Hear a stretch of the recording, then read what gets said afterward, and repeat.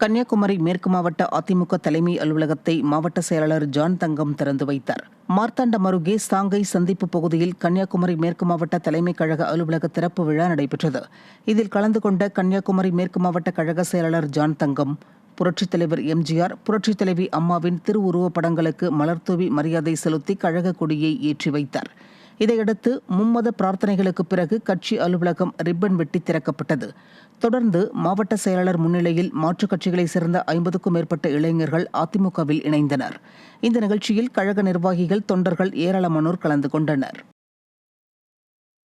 கன்னியாகுமரியில் கன்னியாகுமரி கிழக்கு மாவட்ட கழக மாணவரணி செயலாளர் மனோகரன் தலைமையில் மாணவரணி நிர்வாகிகள் ஆலோசனைக் கூட்டம் நடைபெற்றது.